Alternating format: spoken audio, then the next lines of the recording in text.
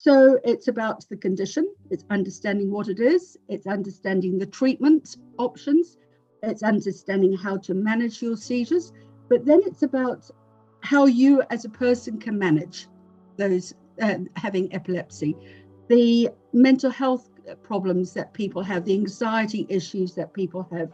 How do we get employed? How do we manage with our transport? What about sex and epilepsy? You know, there are what about, can I drink? Can I take drugs? Can I take cannabis? You know, there are all sorts of things that people want questions and answers to.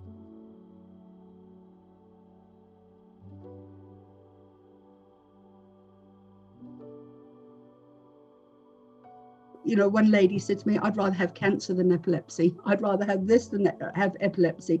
And it's simply because there is a huge amount of baggage out there in the community towards people with epilepsy.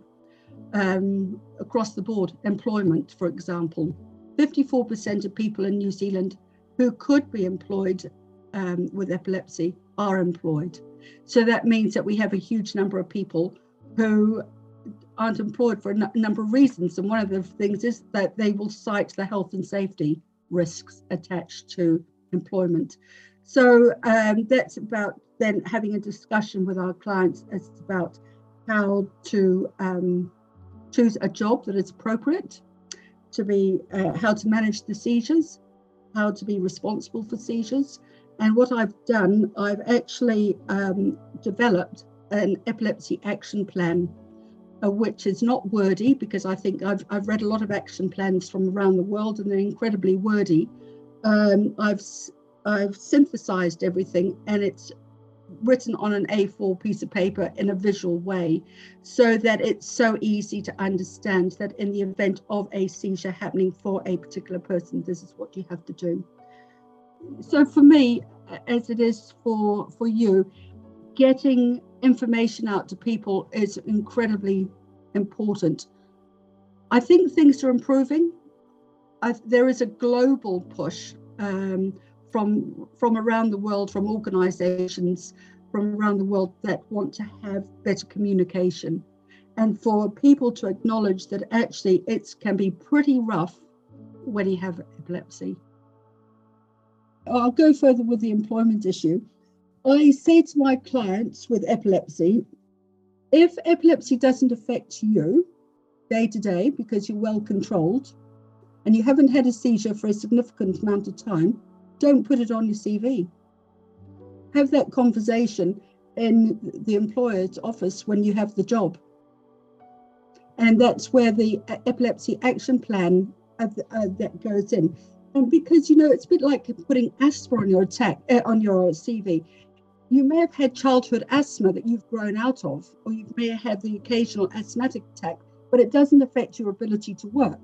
And if the same applies to a person with epilepsy, a person can be very well managed with their seizures. It's just the fear towards having somebody with an epilepsy, especially around health and safety these days, that employers say, actually, I don't want it. I don't want to borrow it. So I say to people, well, don't put it on your CV, sell yourself. And then if you get the job, then you can say, I have well-controlled epilepsy. But if I should have a seizure, this is what it's going to look like. And that's where I have an epilepsy action plan. It's all laid out for them. And so it takes away that fear of what that seizure may look like. For example, if a person has only had an absent seizure and not a tonic-clonic seizure or a myoclonic seizure, you know, everyone out there in the community thinks that all epilepsy is the tonic-clonic seizure, the big convulsive seizure on the ground. Everyone, you know, there's a person writhing, there's froth coming out of the mouth. Well, that's not the case. There are other types of seizures out there as well. And so when I've written an epilepsy action plan, I present it to my client who's applying for a job. And I said, if it should come up, then this is what you can talk about, your seizures. And that there's nothing to worry about because you have a well-established, maybe a seizure plan, seizures that happen at night, for example, or seizures that haven't happened for the past 20 years because you're well controlled. So don't put it on your plan, don't put it on your CV.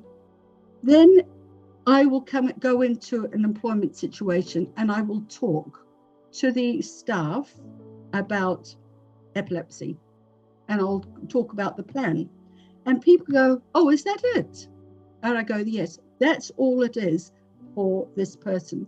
So I do not do a generic plan for people. It's a very individualized plan. So I spend a lot of time talking to people about their epilepsy. What does it look like? What is the build up to having that seizure? Do you have a what's your preictal stage?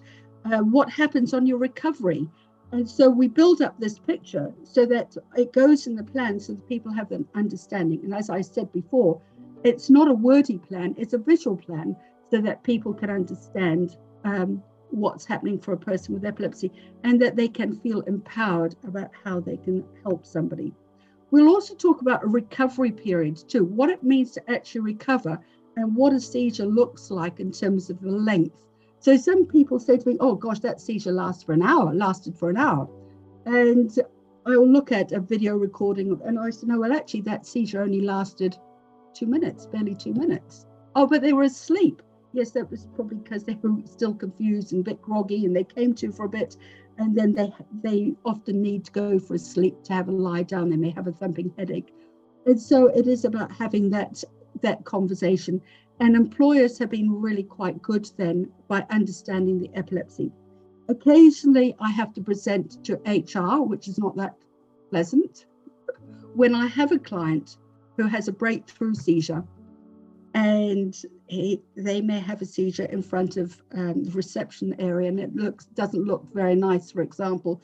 And so the person, when they recover, know that they've had a seizure and are called into HR to explain their epilepsy. And then I go into HR and I explain what the seizures look like. And I make sure that they understand the disability rights and employment rights, that you just can't sack people because they have epilepsy, and that you have to learn to live with it.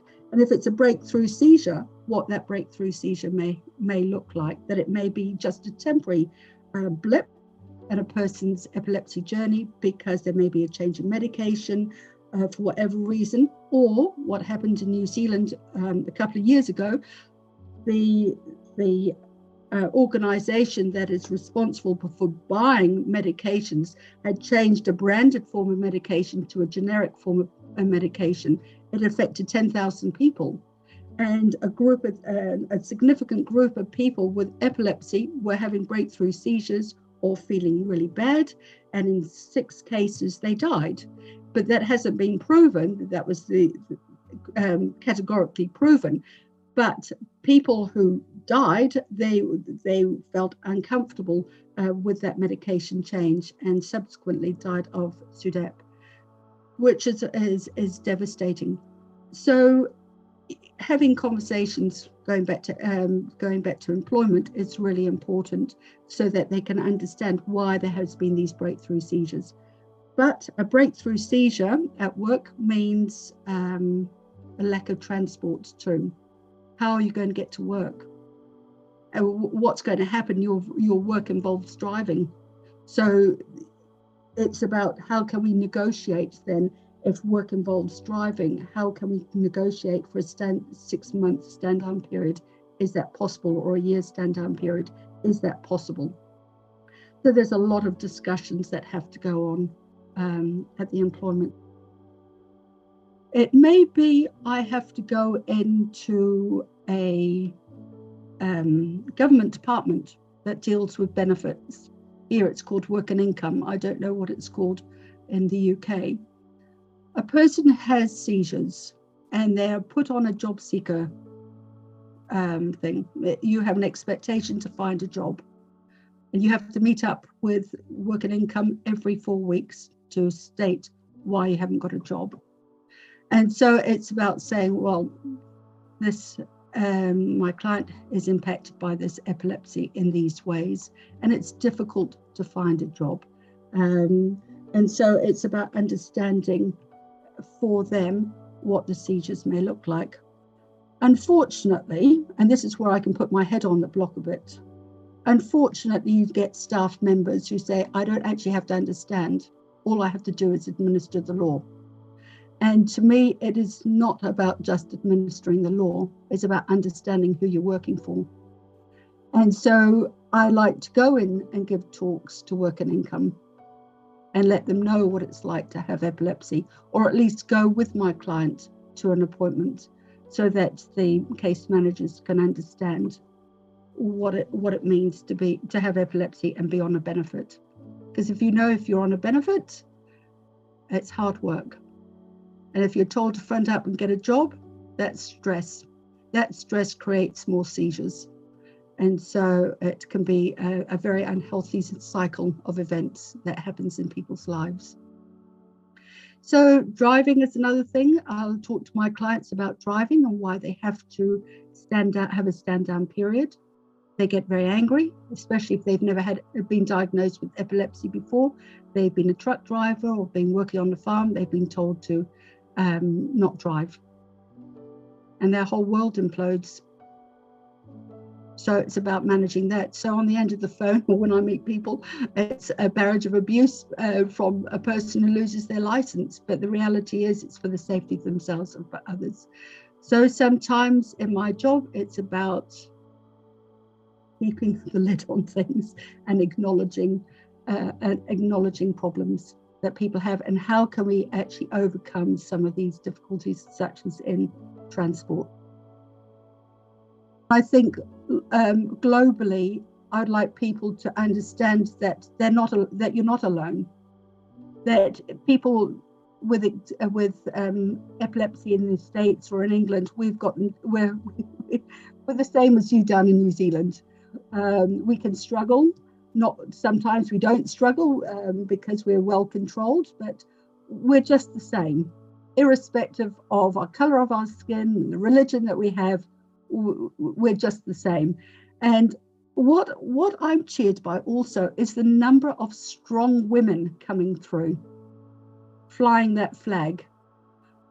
And it cheers me no end to see that level of support from women, because I think that if you don't enter that corporate world, and our organization is not entering that corporate world, that corporate hard look at managing epilepsy. It's a softer approach, so that people feel that they're being well supported. And I don't think for many years that people with epilepsy have been well supported.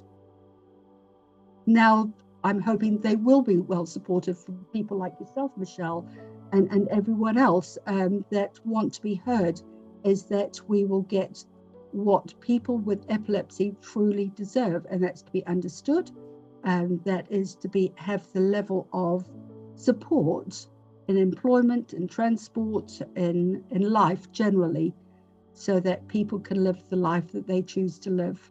Understanding that we also have our limitations. We all have limitations. I wear glasses. That could be a limitation. I can't thread the sewing machine. So it's understanding what your limitations are and acknowledging who you are as a person. And I know that when you're in the thick of seizures and trying to manage your epilepsy, that it's all encompassing. I understand that. That's why you need that level of support then. I form lovely friendships with people that I meet, and I think that's really lovely. As I said, I'm not a corporate person. This is not what we're about. This is not what our trust is about. Our trust is about helping, and I think sometimes a lot of corporate approached people just see helping as form of box ticking. I've given you information. That's all you need. It's more than that. It's about giving love, really, to people, isn't it? It's about allowing somebody to be heard, and we spend a lot of time crying. I tell you, I spend a lot of time crying with people, and that's okay too.